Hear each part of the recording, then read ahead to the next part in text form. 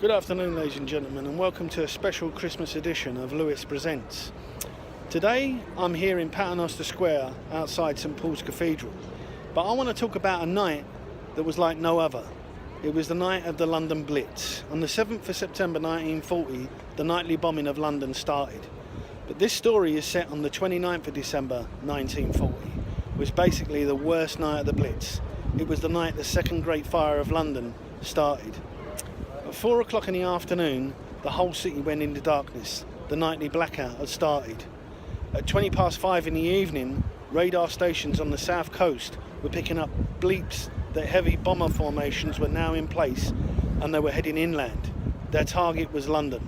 Within an hour, they were going to be over the target area and they were heading for this place, the city and basically St Paul's. They wanted to raise this monument to the ground and get Britain to surrender. At 8 minutes past 6 in the evening, the air raid sirens went off.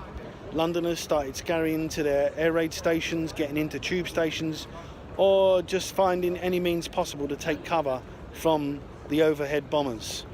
The Dean, who was Walter Matthews, and his firemen, basically they were architects, were in the dome of the cathedral, and they assembled there with their rags, stirrup pumps, buckets of sand, water, anything they could find that they knew would put out the bombs that they were expecting. At 16 minutes past 6, the bombers were overhead and they were carrying a deadly cargo. They were carrying incendiary bombs and they had them by the thousands. And the German bombers were being guided in by beams. Once the two beams crossed, they knew they were over the target area and the bombs started landing. Incendiary bombs. Incendiary bombs that were going to start landing, and they were landing at the rate of 300 a minute.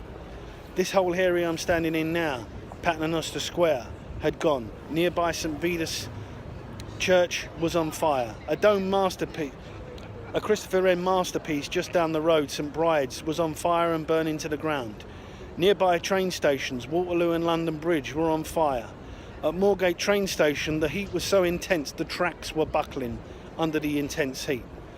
But the Dean of St Paul's with his firemen were up on that dome on the cathedral, putting out the incendiary bombs by any means possible, kicking them over the side, putting them out with sand, putting water over them. By any means possible, they wanted to stop them fires, and Churchill had sent out a message to the people at St Paul's: save St Paul's Cathedral. Within a few minutes, Churchill had messaged to St Paul's and the Dean saying save St Paul's.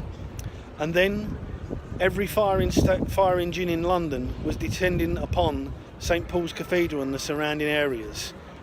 Even fire engines from as far away as Coventry came to London's aid that night. And then something else happened. That once the first wave of bombers were over, they rearmed and fueled back at their bases in France, and then a second wave was over the target area. And this time they were carrying themselves too a deadly cargo. They were carrying 550-pound high explosive bombs. Using the fires as a beacon, they started dropping in their bombs all around in this area. There were some journalists who were very interested in what was going on. They were having dinner at the Savoy. An American journalist, William White, who was covering the news for A Neutral America, and a woman called Marguerite, who had fled Paris shortly before the German occupation, was covering the news for the French resistance. They hired a taxi and made their way here to the dome of St Paul's. And what they felt was a strong wind blowing up, and they saw the firemen in a circle with their fire hydrants trying to hold back the intense wind. What happened was that the heat now was so intense that it was building up to a firestorm. A firestorm starts that once you've gone through 1,000 degrees Celsius, it has sucked all the oxygen out of the atmosphere, and now the wind was blowing. And St Paul's Cathedral here was very, very close to becoming no more.